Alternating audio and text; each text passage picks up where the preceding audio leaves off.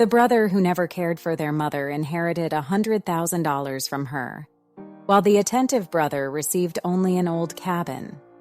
However, there is a big surprise inside the cabin. The death of matriarch Collins deeply shook the family. Charles and Peter, her sons, were present for the reading of the will, held in the old office of the family home. Charles, the eldest son, was always close to his mother, while Peter, the youngest, had distanced himself in recent years, focusing on his own life in the city. The tension was palpable in the room when the lawyer opened the will. Charles watched attentively, while Peter impatiently looked at his watch, visibly annoyed with the formality of the moment. "Charles Collins, you inherit the hunting cabin located in Pine Forest, along with all its contents," said the lawyer. "Hunting cabin?" Peter scoffed, releasing a sarcastic laugh. "What are you going to do with an old, dusty cabin in the middle of nowhere, Charles?" Charles remained calm, though he could feel the anger rising within him. "It's not just a cabin, Peter. It was important to Mom, and I'm going to find out why." Peter shook his head, still laughing. "Good luck with that. And what about me?" The lawyer looked at Peter with a neutral expression. "Peter Collins, you inherit $100,000 in cash." Peter's eyes lit up. "Now that's a real inheritance." The reading of the will revealed the growing gap between the brothers. Peter mocked Charles's inheritance, treating the cabin as a worthless burden. Charles, however, felt a strange attachment to the idea of exploring the place, determined to honor his mother's memory. "I can't believe you're actually going to waste time on this," Peter continued. "But good luck, brother. I'll spend my money more wisely." Charles took a deep breath, ignoring the taunts. "Everyone makes their own choices, Peter. I'm going to the cabin this weekend. I'm sure there's more there than you think." The following weekend, Charles drove to the cabin in Pine Forest. The road was long and winding, surrounded by tall trees that formed a natural tunnel. Upon arrival, he found the cabin covered in dust and cobwebs, clearly abandoned for years. "Well, here we are," Charles said to himself, feeling a mix of nervousness and excitement. "Let's see what we have here." Inside, the air was thick, and the smell of old wood filled the space. Charles began to explore, passing through old furniture and objects that seemed forgotten in time. As he moved an old bookshelf, he noticed something peculiar, a loose floorboard. "This is interesting," he murmured, kneeling to examine the board. With a bit of effort, he removed it, revealing a secret compartment. Inside was a well-preserved wooden box. His hands trembled with excitement and anxiety as he opened the box, revealing a collection of rare watches and old jewelry, all carefully stored.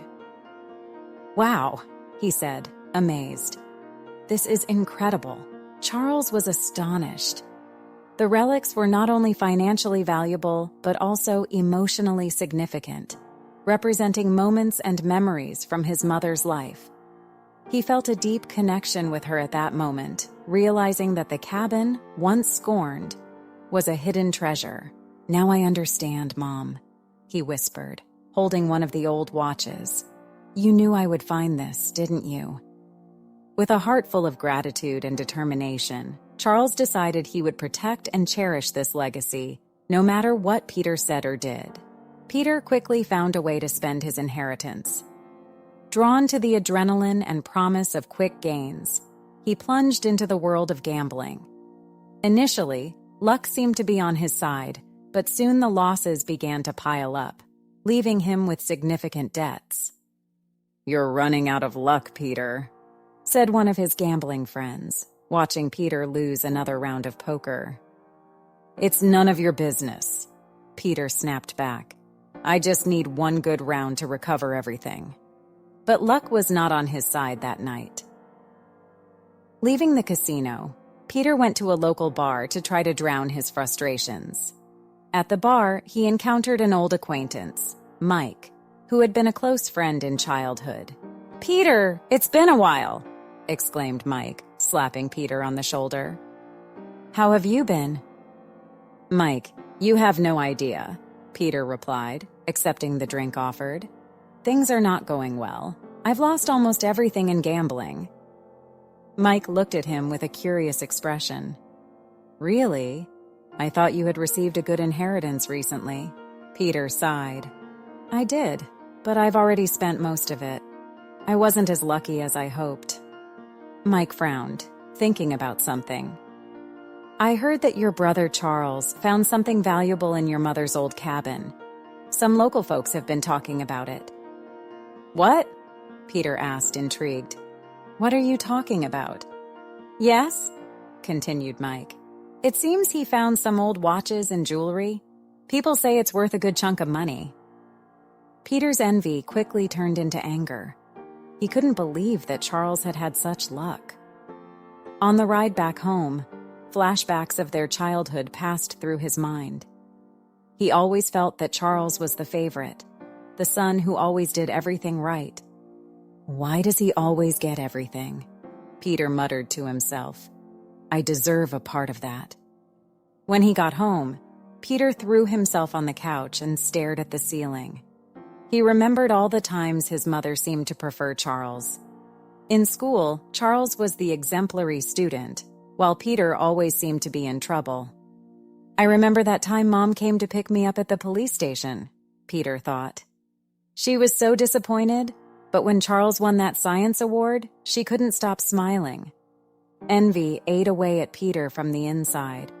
He always thought his mother liked Charles more, and now this discovery in the cabin only seemed to confirm it. Peter began to plan how he could claim part of Charles's treasure. He can't keep all of it for himself, Peter thought.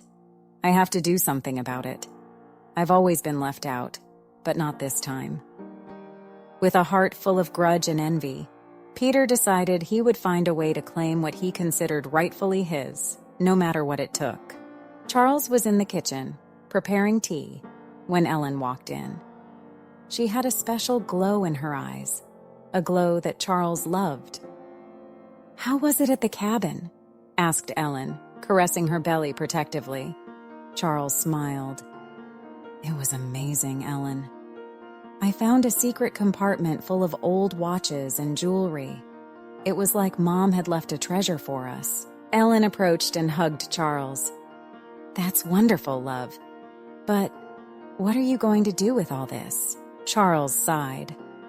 "I don't know yet. Part of me wants to sell everything and ensure we're financially secure. But another part feels I should keep these relics as a legacy from Mom." Ellen looked into Charles's eyes with a worried expression. "And Peter? Do you think he'll accept this peacefully?" "I doubt it," Charles replied, shaking his head. "He's already envious. I'm sure he'll try to claim part of it." "Then maybe you should talk to your dad," suggested Ellen. "He might give you some advice on how to deal with Peter and protect what's ours." Charles nodded. "You're right. I'll visit him tomorrow. We need to resolve this before things get out of hand." The next day, Charles drove to his father's house. They sat in the garden, where his father liked to spend his afternoons. "Dad, I need to talk to you about something important," began Charles, explaining everything he had found in the cabin and his concerns about Peter. Charles's father listened attentively, nodding occasionally. "You did well to tell me, son. Knowing Peter, he won't give up easily, but you have the right to protect your mother's legacy." "I just want to do what's right," said Charles, sighing. "But I don't want to create more problems in the family." "Sometimes doing what's right means facing conflicts," replied the father. "But you're not alone in this. Ellen and I are here to support you. And remember, honesty and justice always prevail in the end." Charles felt a weight lift from his shoulders. With the support of his family, he was ready to face any challenges that lay ahead. Peter showed up unannounced at Charles's house. It was clear he was agitated, pacing back and forth in the front yard while waiting for Charles to open the door. Upon seeing his brother's state, Charles felt a chill. "Peter, what are you doing here?" asked Charles, trying to stay calm. "We need to talk," Peter responded, entering without waiting for an invitation. "I heard you found a bunch of valuable things in the cabin. Watches, jewelry. Is that true?"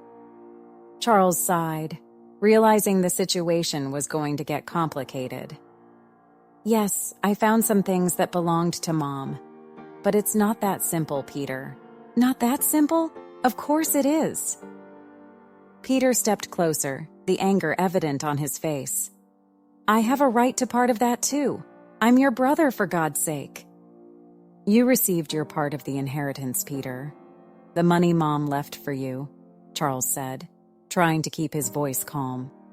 "These relics are more than just monetary value. They hold deep emotional significance." "That's ridiculous," Peter retorted with disdain. "You think you can keep everything just because you think you deserve more? I'm her son, too." The argument heated up. Peter used every emotional trick he could think of, trying to manipulate Charles. "You've always been the favorite, haven't you? Always doing everything right, while I'm the failure. Well, that ends now. I want my share, Charles." "This isn't about favoritism," Charles replied, his patience wearing thin. "This is about respecting what Mom wanted.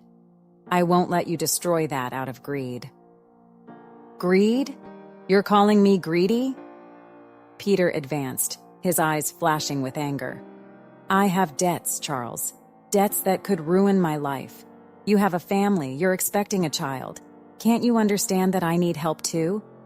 Charles fell silent for a moment, feeling the tension build. "I understand you're in a tough situation, Peter. But that doesn't justify you trying to take something that isn't yours. I'll seek legal help if necessary." "Would you do that? Take your own brother to court?" Peter asked incredulously. "If it protects Mom's legacy, yes, I would," Charles answered firmly. The next day, Charles decided to seek professional help. He scheduled an appointment with a renowned lawyer in town, Mr. Thompson. Sitting in the elegant office, Charles explained the entire situation, from discovering the relics to the confrontation with Peter. "What I want to know is how I can legally protect these relics," said Charles, anxious. Mr. Thompson listened attentively, jotting down important points. "I understand your concern, Charles. First, we need to establish that these items are part of your legitimate legacy. Do you have the inheritance documents?" "Yes, I brought everything." Charles handed over a folder of documents to the lawyer. As Mr. Thompson reviewed the papers, he explained, "If the relics were specifically left to you and not mentioned in the will as part of the general division, then you have a strong case. However, Peter can challenge this based on financial need, but that doesn't guarantee he'll succeed." Charles took a deep breath. What if he tries something more drastic? "You should be prepared for anything," Mr. Thompson replied. "I'll start preparing the necessary documentation to ensure that these items are legally recognized as part of your legacy. This will give us a stronger position in any future disputes." Meanwhile, Peter wasted no time. He contacted a lawyer known for his questionable ethics, Mr. Lawrence. Seated in Lawrence's dark, dimly lit office, Peter explained his situation, emphasizing his debts and Charles's discovery. "So, you want a share of the treasure your brother found," said Lawrence, stroking his chin. "We might find some legal loopholes, especially if he hasn't properly registered these items as part of his inheritance." "I need that money, Lawrence. I can't let Charles keep it all," said Peter, the anxiety evident in his voice. "Let's see what we can do," Lawrence replied with a sly smile. "I'll prepare a plan to challenge the possession of these relics. We'll make Charles prove that they belong exclusively to him." The tension between the brothers escalated as both prepared for a possible legal battle. Charles, with the support of Ellen and Mr. Thompson, was determined to protect his mother's legacy. Peter, with the help of Lawrence, was willing to do anything to get what he considered his rightful share. Ellen felt a wave of emotions when the pregnancy test turned positive. She and Charles had been trying for some time, and now, with all the family tension, the news was a ray of hope. Eager to tell Charles, she waited until he returned from work. "Charles, I have a surprise for you," said Ellen, trying to contain her smile as he walked through the door. Charles noticed Ellen's radiant expression. "What happened? It looks like you have good news." Ellen handed the pregnancy test to him. "We're expecting a baby, Charles." Charles's eyes filled with tears of happiness. "That's wonderful, Ellen. I can hardly believe it. We're going to have a child." They embraced, feeling the joy and hope growing inside them. The pregnancy news brought a new layer of concern, but also strengthened Charles's determination to protect his mother's legacy for the future of their child. "This changes everything," said Charles, caressing Ellen's belly. "Now, more than ever, I need to ensure that our child has a secure future and that Mom's legacy is preserved." "I know," Ellen replied, "and I'm here to support you in everything. We'll face this together, Charles." The following days were filled with preparations and plans. Ellen underwent medical exams, and the couple started discussing names and dreaming about the future. Each moment of tenderness between them reinforced their love and mutual support, creating a solid foundation to face the challenges ahead. "We'll overcome this, Ellen," Charles said one night as they lay in bed. "We'll protect our family and ensure our child grows up in a safe and loving environment." "I believe in you, Charles," Ellen replied, holding his hand. "We'll make it." The news of Ellen's pregnancy gave Charles a new perspective and renewed strength to face Peter. However, Peter was not backing down. He intensified his attempts to obtain the treasure, now threatening to take Charles to court. Charles received a court summons, and the stress began to mount. "He's really willing to go this far," Charles said, reading the document. "This is going to be a tough battle." "We need to be prepared," Ellen said, trying to stay calm. "Let's talk to Mr. Thompson and see what our options are." In the lawyer's office, Mr. Thompson explained what they could expect from the legal process. "Peter will argue that he is entitled to a part of these relics due to his financial situation. We need to build a solid case showing that these items are indeed part of your legitimate inheritance." "What if he convinces the judge?" Charles asked, worried. "We have to be ready for all possibilities," Thompson replied. "But with the documents you have and your mother's testimony, we have a good chance of winning." Back home, Charles and Ellen discussed strategies to handle the situation without compromising family peace. "Maybe we should try mediation before going to court," Ellen suggested. "It could be a way to resolve this without so much tension." "It's worth a try," Charles agreed.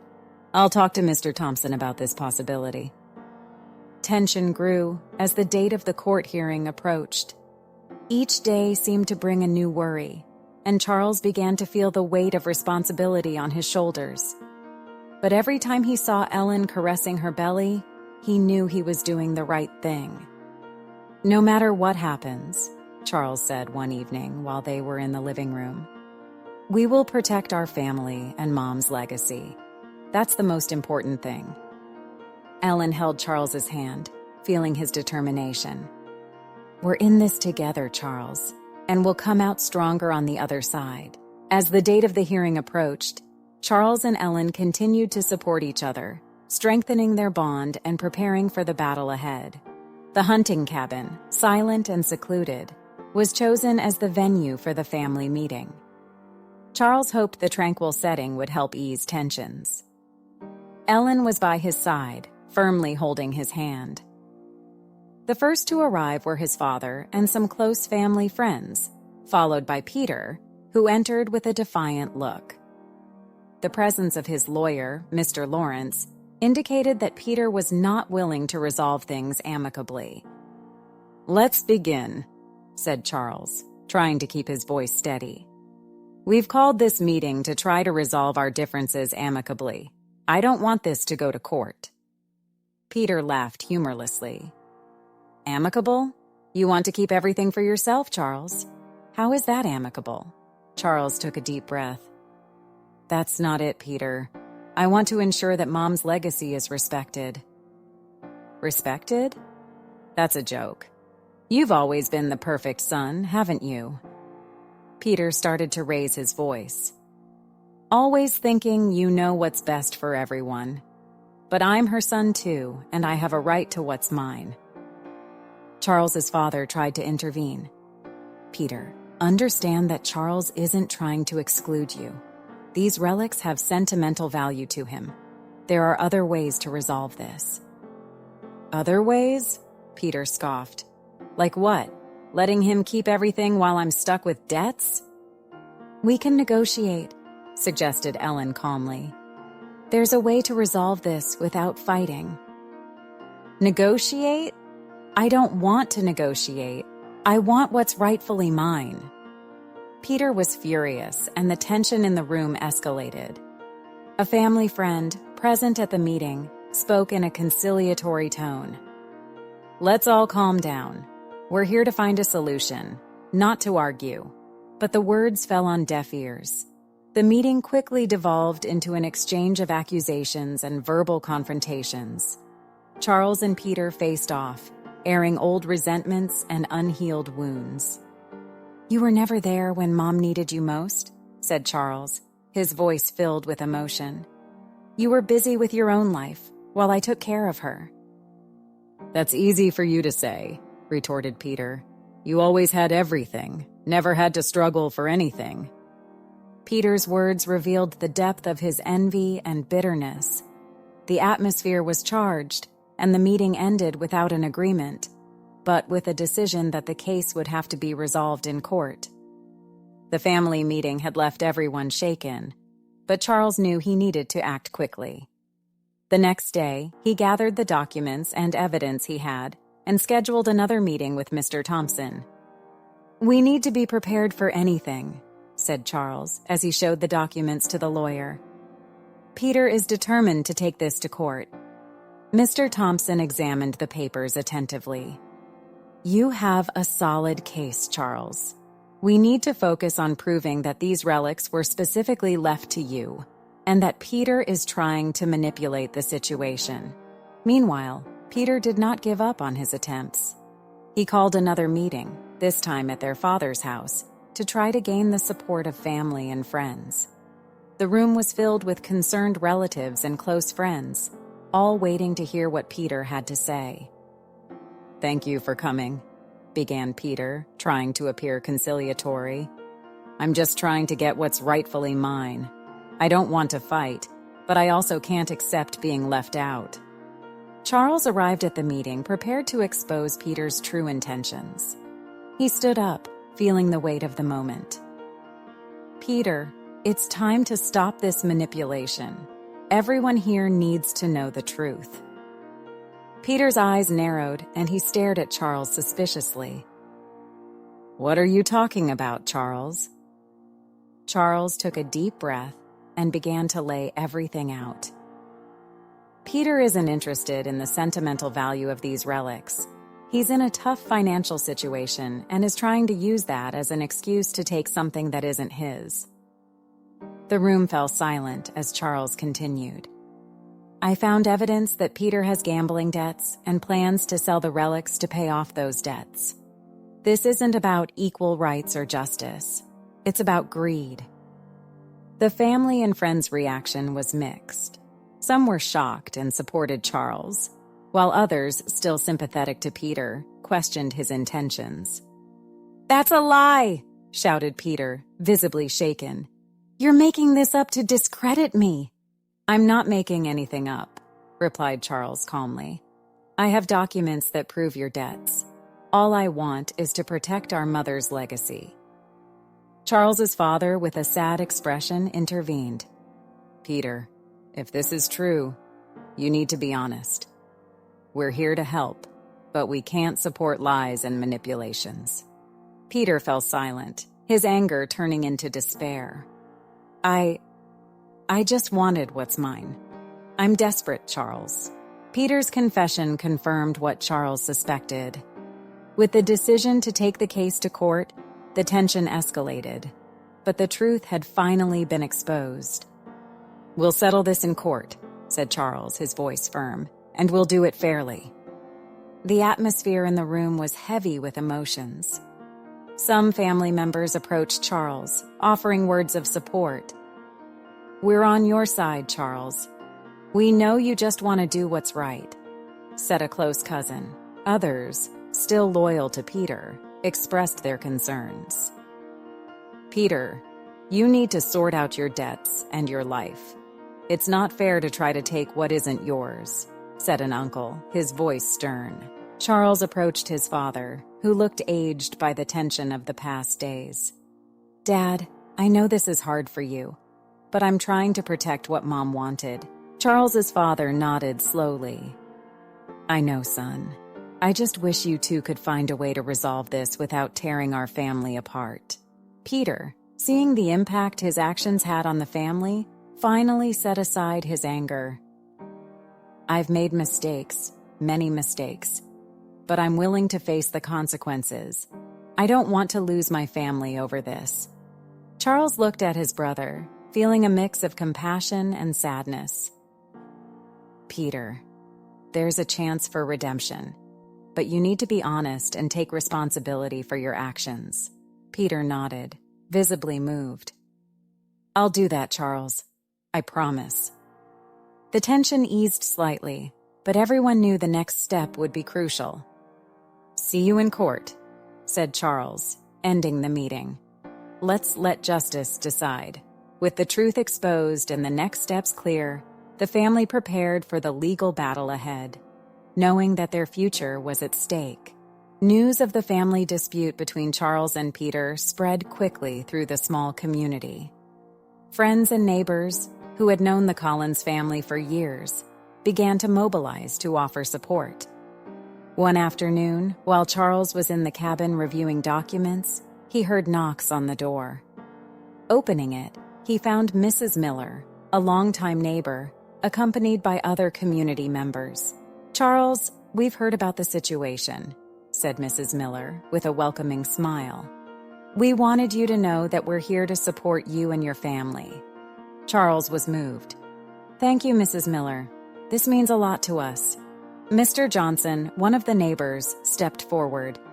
"If you need anything at all, we're here. This community has always been close-knit, and we know how much your mother meant to all of us." "I really appreciate that," responded Charles, feeling a wave of gratitude. "I'm doing my best to protect her legacy." The days that followed were filled with visits from friends and neighbors, offering advice, emotional support, and even practical help with the legal preparations. Ellen, watching the community come together, felt strengthened. "We're all in this together, Charles," said Ellen, as they welcomed more visitors. "This shows how much your mother was loved by everyone." Meanwhile, Peter began to realize the consequences of his actions. Isolated and with the pressure of the impending legal battle mounting, he reflected on the path he had chosen. One night, he went to the cabin where Charles was working. "Charles, can we talk?" he asked, in a tone less aggressive than usual. Charles looked at his brother, surprised. "Of course, Peter. Come in." Peter entered, visibly shaken. I don't know what to do anymore. The debts, the trial, it's all falling apart." Charles sighed. "Peter, I don't want to see you destroyed by this, but you need to understand that what you're doing isn't fair." "I know," admitted Peter, his eyes filled with regret. "I was greedy and let it consume me, but I don't know how to get out of this." "Maybe there's still time to sort things out," said Charles, "but we need to do it the right way." The support from the community and the opening of a sincere dialogue between the brothers strengthened Charles's resolve to move forward and protect his mother's legacy. The day of the trial finally arrived. The courtroom was filled with friends, neighbors, and community members there to support Charles. Peter sat across, visibly nervous. The atmosphere was tense, each person feeling the weight of the decision that was to come.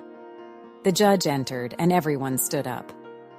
"We are here to resolve the dispute over Mrs. Collins's inheritance. Both parties, please present your evidence." Mr. Thompson, Charles's lawyer, spoke first. "Your Honor, here are the documents that prove the relics were specifically left to my client, Charles Collins. We also have witnesses who can confirm Mrs. Collins's intention to leave these items to him." Charles watched intently as the judge examined the documents. Each second seemed like an eternity. Finally, the judge looked up. "Let's call the first witness," said the judge. Charles's father took the witness stand, his face serious and solemn. "Mr. Collins, can you tell us about your wife's intentions regarding the relics?" "Of course, Your Honor," he began. "My wife was very clear about wanting to leave these items to Charles. They have immense sentimental value and represent our family history. She knew that Charles would appreciate and care for them properly." The room fell silent, absorbing the poignant words of Charles's father. When it was Peter's turn, Mr. Lawrence tried to argue that Peter was entitled to part of the relics due to his financial difficulties.